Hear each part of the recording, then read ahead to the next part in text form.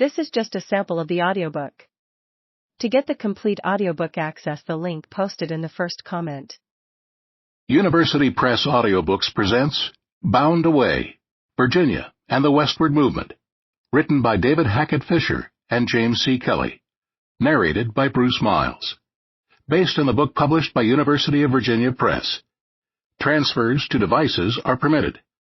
File sharing and peer-to-peer usage are not permitted. Preface. This book began as a catalog for an exhibition at the Virginia Historical Society to mark the centenary of Frederick Jackson Turner's thesis on the significance of the frontier in American history. Our purpose was to have another look at that subject, in a manner different from that of Turner himself. The original frontier thesis studied the westward movement in terms of its destination.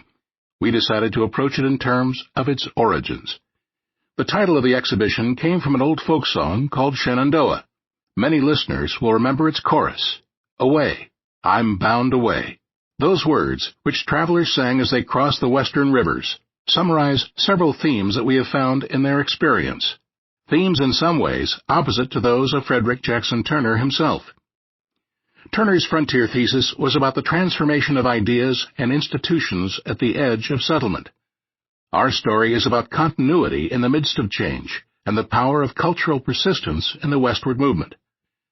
It is also about the interplay of contingency and determinism in a large historical process.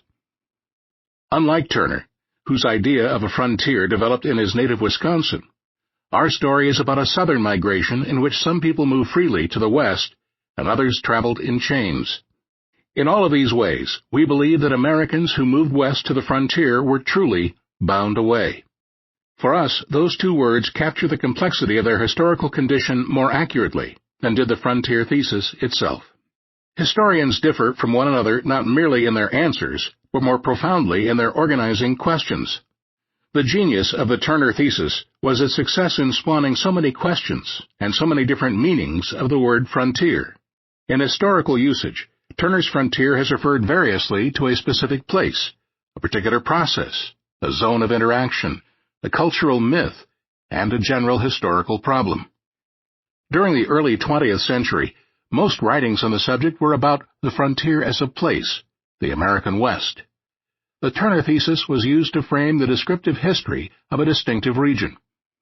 Later, a second set of questions centered on the frontier as a process, not the West, but the westward movement, which was understood as the expansion of a hegemonic Anglo-American culture in the New World. A very different set of questions were taken up by the new Western historians who worked in the last quarter of the 20th century.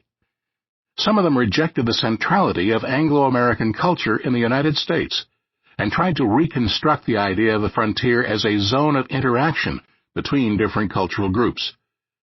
Other new Western historians were Marxists, heavily materialist and deeply alienated from American institutions.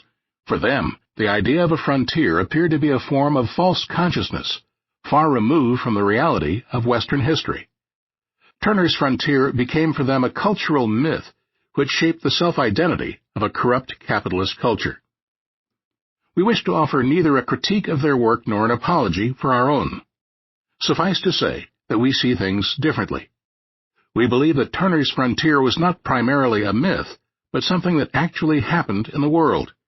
We also think that it was not, in the fashionable sense, a zone of interaction between cultures, but a place where one culture rapidly established a hegemony, which persists to this day. Further, we believe that the importance of this subject transcends its reference to a specific place, the American West, and a particular process, the westward movement in the United States. The frontier also can be studied in more general terms, as part of a large historical problem about culture and environment, continuity and change, and how things came to be. The frontier in this sense embraces not merely the English-speaking cultures that established a hegemony in North America, but the expansion of Aztec cultures in Mexico, Bantu societies in southern Africa, Germanic and Celtic tribes in Europe, Chinese civilization in Asia, Polynesians in the Pacific, Vikings in Scandinavia, Slavic nations in Eastern Europe, and Islamic religion in the Middle East, to name only a few. Turner's frontier thesis deserves to be studied as part of a world historical problem.